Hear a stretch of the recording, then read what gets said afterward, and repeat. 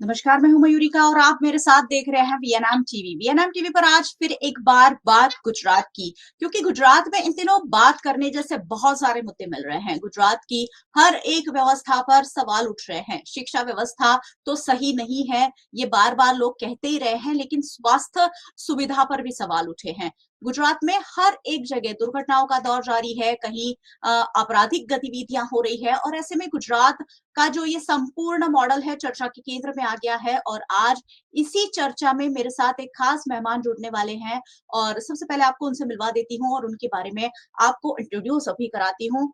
Sir, स्वागत है आपका। धन्यवाद। मेरे साथ श्री जय नारायण व्यास जुड़े हैं। ये नाम गुजरात के लिए कभी भी अनजाना नहीं रहा है। सालों से पॉलिटिशियन रहे हैं, स्कॉलर हैं और एनालिस्ट है।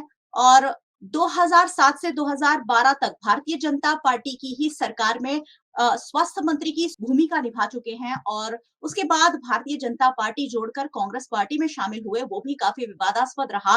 क्यों भारतीय जनता पार्टी जो रूलिंग पार्टी है, भारतीय जनता पार्टी गुजरात में राज करती है और वो छोड़कर उन्हें कांग्रेस में जाना पड़ा, ये सारे सवाल उठे। लेकिन पूर्व स्वास्थ्य मंत्री रहे हैं और फिलहाल गुजरात में जो स्वास्थ्य का माहौल है वो काफी चिंताजनक है। ऐसे में आज उनसे बातचीत होगी कि आखिरकार गुजरात में ये हो क्या रहा है। सर, बहुत बहुत स्वागत है वीएनएम टीवी पर आपका। धन्यवाद।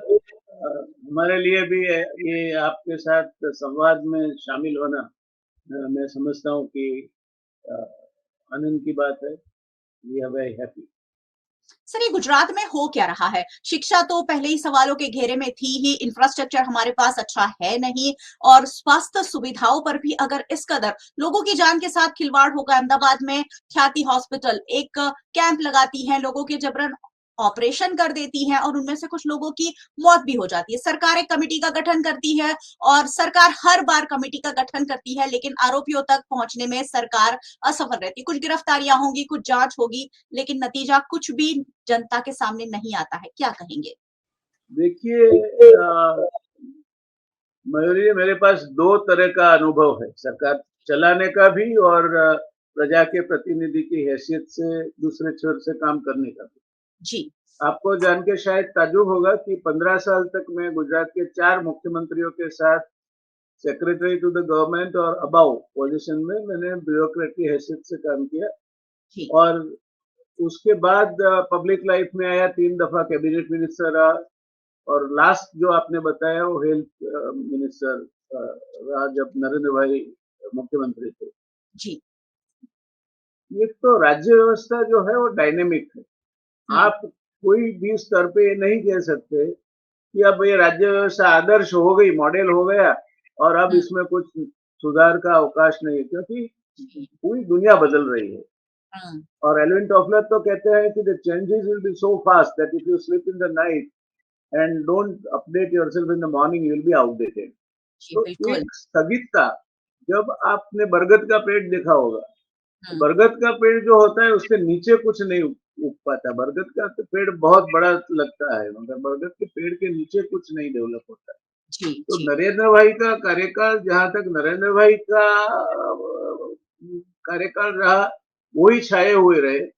और हम्म। उसके बाद ये परिस्थिति हुई कि पीछे जो सक्सेशन प्लानिंग होना चाहिए वो हुआ नहीं। जी। और आज मैं ये कह सकता हूँ कि इनके पास जो मंत्रिमंडल है हम्म। उसमें कैबिनेट मिनिस्टर में आधा से ज्यादा तो कांग्रेस में से आए हुए हैं। जी। तो जी। एक जमाने में कांग्रेस मुक्त गुजरात की, कांग्रेस मुक्त भारत की स्लोगन लेके निकले थे, जो खुद अपने आप में गलत था, क्योंकि जी। लोकशाही में ऐसा नहीं हो सकता कि किसी पार्टी को आप विलुप्त कर दो। मगर बिल्कुल। ये भारतीय जनता पार्टी अब जो जिस उनका शासन है वो कांग्रेस से आए हुए लोग चलाते हैं। इनके जी। पास नाम के वास्ते भी कोई ज्यादा लोग रहे नहीं है, क्योंकि हम्म। सक्सेशन प्लानिंग नहीं हुआ। जी। और नरेंद्र भाई की बरगद की छाया में और कोई पेड़ बड़ा नहीं हुआ। शायद सर, यही बड़ा रीजन हुआ था। तो बड़ा होने नहीं दिया गया, क्योंकि भारतीय जनता पार्टी पर ये आरोप भी लगते रहे हैं कि कहीं ना कहीं कोई नेता अगर बड़ा बनना चाहे तो उसे फौरन दबा दिया जाना, ये भारतीय जनता पार्टी की हमेशा से एक कहीं ना कहीं सोची समझी रणनीति रही है। और हमेशा इसलिए नेता हो, चाहे मुख्यमंत्री कद के नेता हो, सरप्राइजिंग होते हैं।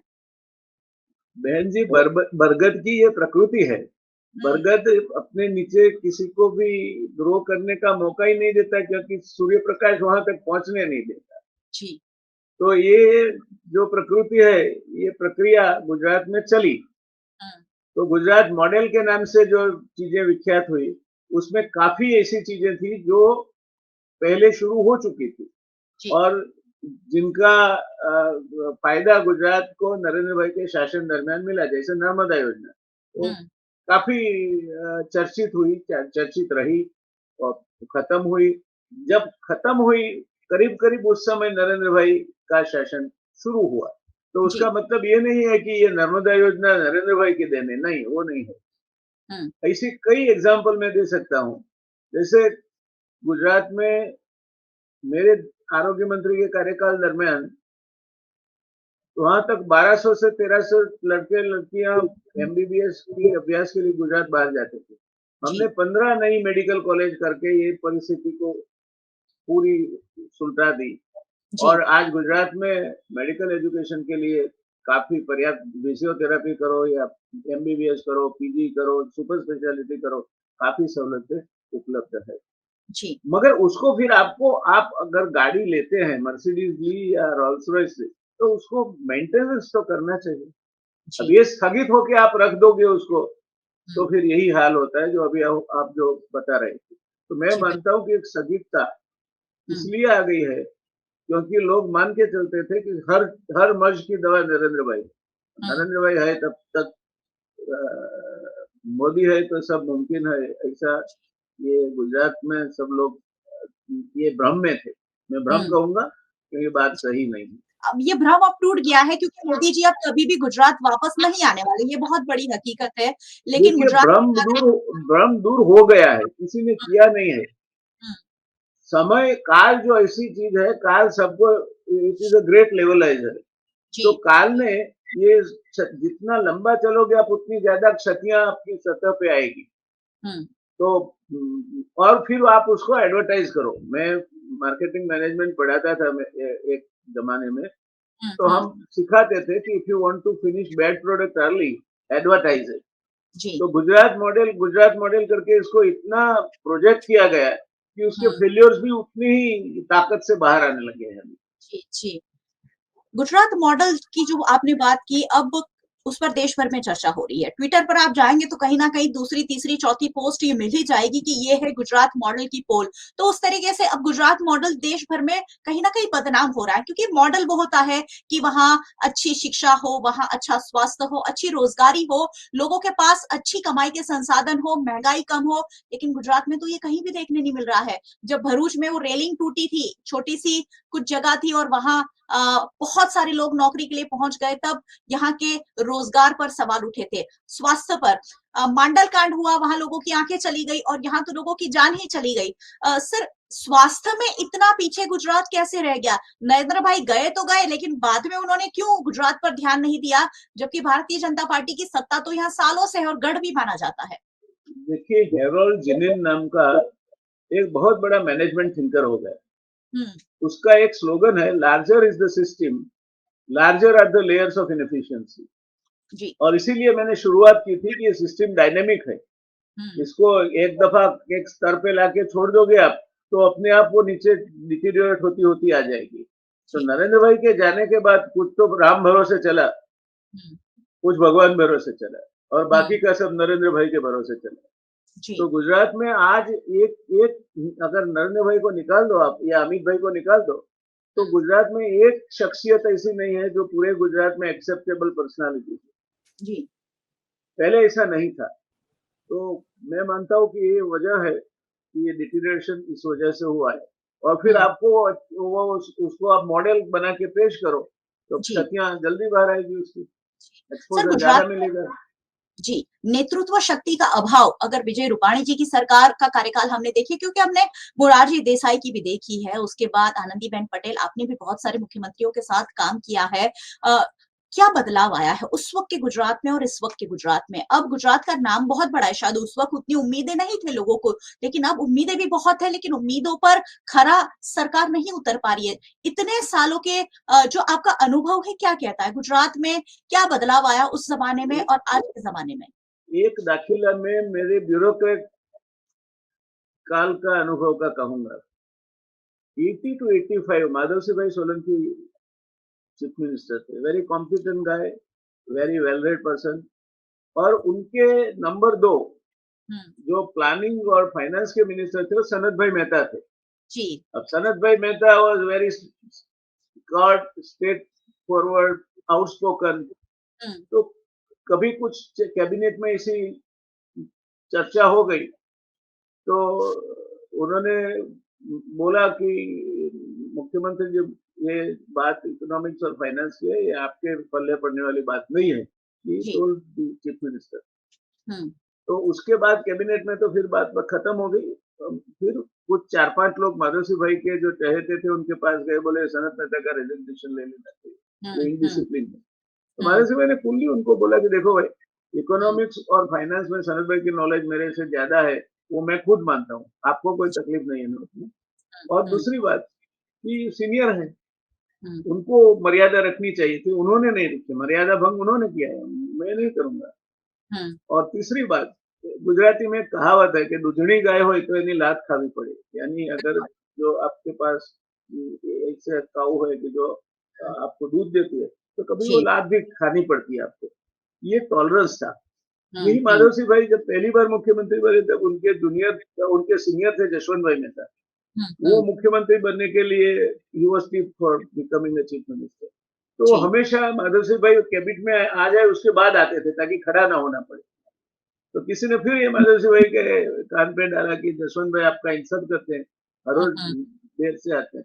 तो बोला सीनियर कौन है? बोला जसवंत भाई। तो मर्यादा जसवंत भाई को रखनी चाहिए, वो नहीं रखते तो मैं क्यों उनके मर्यादा भंग को, मैं अच्छा कोई वो गुण नहीं है, मैं इसको इम्बाइब नहीं करूंगा। तो जी।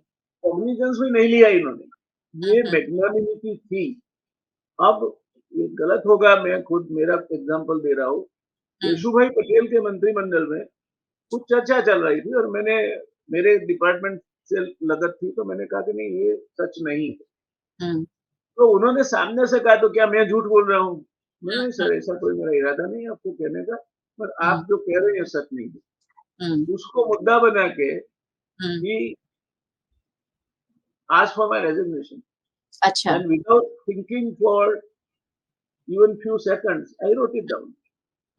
मुझे कोई मंत्री बनने से सिंह नहीं लगने वाली थी सर पे। मगर फिर केशु भाई भी नहीं टिक पाए क्योंकि ये क्षत्रिय आपको कहीं ना कहीं तो तकलीफ में रखती है। तो जी। टॉलरेंस था, पहले टॉलरेंस था, कॉमरेडशिप थी, एक दूसरे के साथ मिल मिल के काम करने का रवैया था, रिवाज था। भारतीय जनता पार्टी शुरू से और खास करके 2000 के बाद टॉलरेंस नाम का शब्द उनकी डिक्शनरी से निकल गया। जी। आपका जो भी ओपिनियन है मन में रखो, अगर साहब को नहीं पसंद आएगा तो आपको इसके लिए भुगतना पड़ेगा। जी। ये जी। सब सोचते हैं आज बीजेपी में, वो गलत बात है। इनफैक्ट चाणक्य ने ऐसा कहा है कि राजा को अपने इर्द गिर्द सच्ची मगर कड़वी बात भी है तो कहने वाले लोग रखने चाहिए। जी बिल्कुल। अब ये सच्ची मगर कड़वी बात सुनने वाले राजा रहे नहीं। तो ये दिक्कत है कि टॉलरेंस नहीं रहा और ये फर्क आ गया है उस वक्त की सरकार और इस वक्त की सरकार में, और इसलिए कोई गलत कुछ कहना ही नहीं चाहता है। अगर अधिकारी गलत है तो सरकार के नेता कुछ कहना नहीं चाहते हैं, क्योंकि अधिकारी तो अब अपने आप में इतने बड़े होते जा रहे हैं, और अगर अधिकारी गलत है तो नेता भी उन्हें कुछ नहीं कहने वाले हैं, क्योंकि सबके देखिए जो अधिकारी है ना वो तो बड़े शातिर होते हैं जी। वो अरबी घोड़े जैसे हैं, ट्रेन होते हैं, काफी एग्जाम में टफ एग्जाम में से पास होकर सिलेक्ट होते हैं, डिफरेंट डिपार्टमेंट में काम करके आते हैं। तो वो तो समझ लेते हैं कि मिनिस्टर को क्या पसंद है क्या नापसंद है, कैसे उसे मैनेज करना और कर लेते हैं। मगर अगर आप अरबी घोड़ा रखते हो तो उसके ऊपर सवार भी उतना तेज चाहिए। जो मैं देख रहा हूँ, मैंने सरकार को 1973 से देखी है, 73 से 90 तक अधिकारी के हैसियत से 17 साल, और बाकी एज ए पब्लिक रिप्रेजेंटेटिव।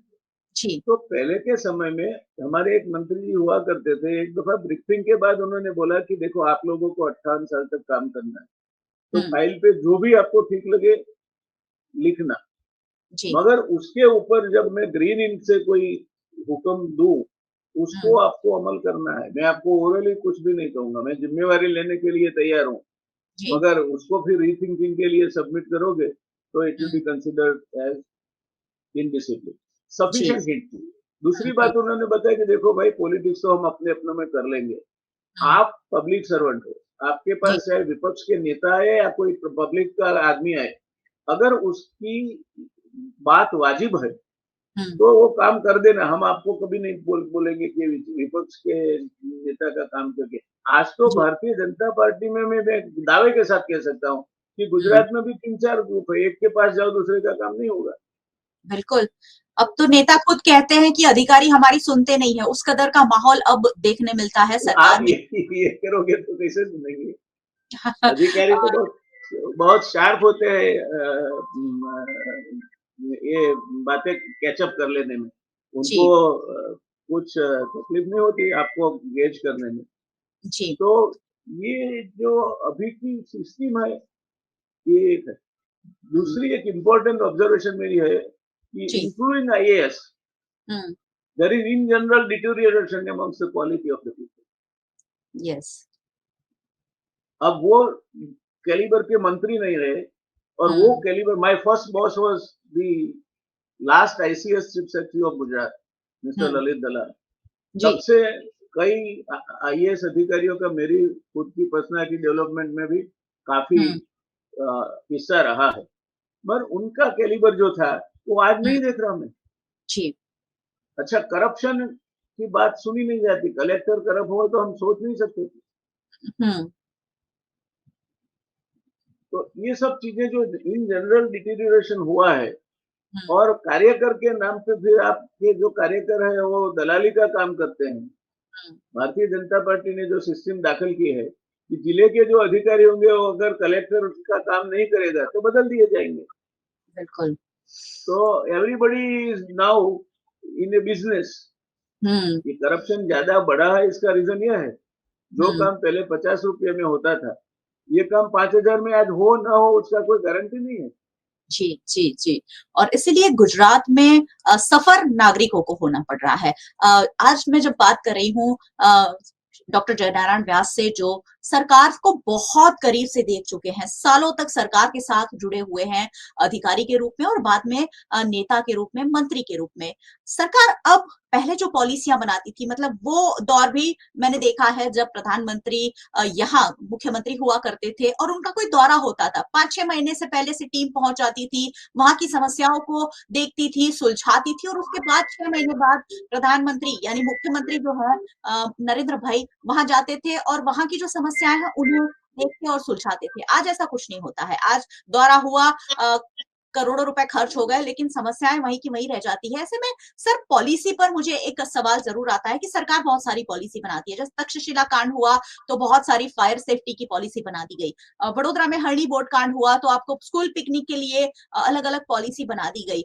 जब राजकोट का गेम जोन हुआ वहां भी बहुत सारी पॉलिसी बना दी गई। परिपत्र का ऐलान सरकार की ओर से कर दिया जाता है, लेकिन बाद में तेरी भी चूप, मेरी भी चूप, थोड़े से पैसे लो और सारी चीजों को सेटल कर दो। ये चीजें गुजरात में हो रही है। कैसे अंकुश पाएंगे? कैसे गुजरात के नागरिक अपने आप को सुरक्षित महसूस करें? It has gone past all remedies, not only in Gujarat, perhaps in India also. हुँ, मगर मैं इसके लिए अकेली सरकार को दोषित नहीं गिनता। जी, डेमोक्रेसी का कार्डिनल प्रिंसिपल है, in a um, democracy you get the government you deserve. Um, आप ही तो इन लोगों को चुन के भेजते हैं। जी, आप अगर चुनने से चुनाव के समय पे पैसे लेते हैं, आप इनसे और कुछ बेनिफिट्स लेते हैं, तो ये ऐसे ही प्रतिनिधि मिलेंगे आपको। तो बिल्कुल। मैं ये जो डेमोक्रेसी का अवमूल्यन हो रहा है अभी, इसके हुँ, लिए सरकार को इतना जिम्मेवार नहीं गिनता जितना इनके जो वोटर्स हैं जो इनको चुन चुन के भेजते हैं उनको जिम्मेवार गिनता हूँ। जी, जी, जी। बिल्कुल सही बात है। बहुत बड़ा हिस्सा तो नागरिकों का है क्योंकि लोकतंत्र का सबसे मजबूत पार्ट तो जो है वो वोटर्स है। एक उँगली की जो ताकत दिखाने का मौका जब हमारे पास आता है, हम चूक जाते हैं, हम सवाल पूछना चूक जाते हैं और फिर हम सवाल पूछते हैं कि अगर भारतीय जनता पार्टी को वोट नहीं करेंगे, तो किसे वोट करेंगे? सर ये सवाल इतना बड़ा है गुजरात के नागरिकों के लिए कि उसका जवाब गुजरात का नागरिक ढूँढ नहीं पाता है कि क्या मेरे पास जवाब है उसका। हाँ, सर ये जवाब चाहिए You गुजरात go के नागरिक by process of elimination. अगर हुँ, दो कैंडिडेट है, हुँ, एक ज्यादा खराब है, एक कम खराब है, तो कम खराब को प्रेफर करिए. जी। By next election, hmm, parties will become conscious not to field the hmm, candidates who are ji, tainted hmm, or who have some or the other problem with them. तो हुँ, हम अगर उसमें कुछ प्रोसेस करके इनको पसंद करने का एक स्टैंडर्ड बना लेते हैं, कम से कम इतना तो नहीं होना चाहिए कि कोई जी, बलात्कारी है हम वोट नहीं देंगे, कोई गबन करने में पकड़ा गया है वोट नहीं देंगे, हुँ, कोई गलत काम करता है दारू बेचता है वोट नहीं देंगे. जी, मगर अभी क्या हो गया है कि now the various um, caste have realised that numbers are powers in democracy. So it is now caste based politics um, which is now ruling the roost in democratic setup. और जी, बिल्कुल, जब जैसे जैसे समय आगे बढ़ता जाएगा ये हुँ, प्रक्रिया आगे बढ़ती जाएगी. So you are not I don't say that all are bad. There hmm, are hmm, some very good people also. जी, जी, मगर कई ऐसे लोग चुन के आते हैं और हर कास्ट में से आते हैं. ऐसा ये कोई एक कास्ट से खराब लोग आते हैं ऐसा भी नहीं है. जी, तो ये ये लोगों का खामियाजा आपको भुगतना पड़ता है क्योंकि हुँ, आप ये विवेक बुद्धि हुँ, निरक्षीर विवेक करने की आप अप्लाई नहीं करते और पैसा लेके वोट देते हैं कास्ट के बेस पर वोट देते हैं और कोई फेवर के बेस पे वोट देते हैं और फिर भुगतो आप. बिल्कुल। जाति और धर्म के नाम पर यहाँ चुनाव लड़े जाते हैं, मुद्दों के बजाय जाति और धर्म पर वोट भी हम जाति और धर्म पर करते हैं। जब हमें जी कहा जाता है कि हिंदू खतरे में है, हिंदू को खतरा किससे है, ये हमें नहीं बताया जाता है, लेकिन हम ये मान लेते हैं कि हिंदू खतरे में है। इतना मेजॉरिटी में होने के बावजूद हिंदू खतरे में है, ये हमारे मन में अगर ठसा दिया जाए और फिर वोट ले लिया जाए कि हम हिंदुत्व की रक्षा करेंगे, तो मुझे लगता है आपको भी जो दिक्कतें हो रही है शायद हम सब उसके हकदार हैं क्योंकि हम वोट करते वक्त ये सवाल नहीं पूछते हैं। सर बिल्कुल 2024 सही बात. का जो लोकसभा चुनाव था, उसमें देश भर के साथ-साथ गुजरात में भी लीड जो है भारतीय जनता पार्टी की काफ़ी घटी है। क्या आने वाले 5 साल में गुजरात में कुछ बड़ा बदलाव आप देख रहे हैं? देखिए भारतीय जनता पार्टी चार पहियों के रथ पे चलती है. हुँ, पहला है मैन. हुँ, इनकी जो काडर है आज भी मैं कह सकता हूँ कि और किसी पार्टी से ज्यादा ऑर्गेनाइज है. जी, वो बिल्कुल। भागते दौड़ते रहते हैं वोटिंग कराते हैं ये करते हैं वो करते हैं. It is reasonably good well motivated. System है उनके फिर पास मैन. माइक्रो प्लानिंग वाली। हाँ उसके बाद मनी. हुँ, पैसों की उनके पास कमी नहीं है. जी, तीसरी बात जो है वो मशीन हुँ, ईवीएम. हुँ, और चौथी जो बात है वो हुँ, इनका मैनेजमेंट. जी, ये चार पहिए जब तक सबूत है भारतीय जनता पार्टी का शासन है वो राज्य में आप चाहे कुछ भी करो जो हरियाणा में हुआ वही होगा. अच्छा। यानी 5 साल बाद भी गुजरात में कोई बड़े बदलाव आप नहीं देख पा रहे हैं? तो वो हो सकता है. ऐसा हाँ, मैं नहीं मानता. मैं निराशावादी नहीं हूँ. जी, अगर बदलाव होगा तो सबसे पहला गुजरात में होगा. हुँ, ये टाइम भी कुछ गड़बड़े को छोड़ दे नहीं तो 26 में से 3-4 बैठक तो चली जाती भाजपा के हाथ से और जी, एक ही गई उसकी जगह. हुँ, हुँ, मगर होगा. हर चीज हुँ, का एक मर्यादा होता है. हुँ, उसके बाद कहीं ना कहीं तो कुछ चेंज आ ही जाता है. हुँ। सर आपने time is a great moderator. जी, बिल्कुल, यहाँ एक लाइफ सर्कल होता है और वो सर्कल कहीं न कहीं कोई न कोई वक़्त पर जाकर ज़रूर पूरा होता ही है। सर आप भारतीय जनता पार्टी में सालों तक रहे और उसके बाद आप कांग्रेस पार्टी में जुड़े कितना सहमत होते हैं कांग्रेस पार्टी की विचारधारा से? देखिए कांग्रेस की विचारधारा भारतीय जनता पार्टी की विचारधारा हुँ, किसी भी पार्टी की फॉर दैट इवन कम्युनिस्ट ले ली. हुँ, हुँ। फ्रिंज 15% 20% ही फर्क होता है. बाकी तो सब जनसेवा के लिए काम करते हैं. जी, तो बिल्कुल। अगर 80% agrees with your objective of serving the people. I left the job hmm, at the age of 40 when I was in the grade of the chief secretary. जी, सो ये एक दिमाग में था, दिल में था कि कुछ अब हमें वापिस देना है। समाज के लिए कुछ कर दिखाना है, देश के लिए हाँ, तो हमारे वो राज्य। पार्टी फिर डज़न्ट मैटर, पार्टी मैटर जो अगर आप सत्ताधारी पार्टी में थोड़ा बहुत ज़्यादा असरकारक रह सकते हैं। जी। मगर मैं इसके लिए ब्यूरोक्रेसी को फुल बाँस लूँगा। हुँ, मैंने कभी ऐसा नहीं अब ये लास्ट 2 साल से मैं कांग्रेस में हूँ। मेरा हुँ, कोई वाजिब काम हो, किसी का हुँ, रिकमेंडेशन किया हो और मैं गैर वाजिब काम कभी हाथ में नहीं लेता। मैं ना कहता हूँ कि इनकी गलत है, नहीं होगा। हुँ, तो हो जाता है काम, जी। तो सर उससे मुझे कोई तकलीफ नहीं है। हुँ, जिस सवाल के साथ मैंने शुरू किया था, खत्म भी हम उसी सवाल पे करेंगे। स्वास्थ्य सर्विसेज़ गुजरात की जो है अ, आयुष्मान कार्ड जैसे कार्ड का लाभ लेने के लिए काफ़ी घोटाले होते हैं, ये सब जानते हैं। अस्पतालों द्वारा किए जाते हैं, लोगों द्वारा भी किए जाते हैं। अ, सरकार योजनाएँ बनाती है, लेकिन कहीं न कहीं उसमें लूप होल्स ढूँढ ही लिए जाते हैं। अगर क्या मंडल कांड देख लीजिए, वहाँ पर आँखें लोगों की चली गई। और ख्याति कांड, ऐसे कांड कब तक होते रहेंगे? लोगों की जान के साथ कैसे खिलवाड़? हमारी जो स्वास्थ्य सिस्टम है जो हेल्थ फैसिलिटी है, उसे कैसे और मजबूत बनाया जा सकता है? क्योंकि सर आपने इस मंत्रालय में सालों तक बहुत करीब से काम किया है, तो क्या होना चाहिए कि हम पहली बेहतर बात स्वास्थ्य सुविधाएँ दे सकें? पहली बात रिसोर्सेज़ है। जी। शिक्षा और आरोग्य दो में केंद्र सरकार को जो हिस्सा देना है, वो हुँ, बजट का 3%, 2.5% से ज़्यादा नहीं होता। हालाँकि वो 6-7% देना चाहिए, वो हुँ, कभी नहीं होता। जी, राज्य सरकार के रिसोर्स रेज़िंग पे फाइनेंस कमीशन जो जो भी सीलिंग डालता है, उसकी एक मर्यादा है। दूसरी मर्यादा केंद्र छलना से जो पैसे ले लेती है, वो है। वो जी, this money come by way of cess और हुँ, सरचार्ज, बिकॉज़ वो डिविजिबल फंड नहीं है।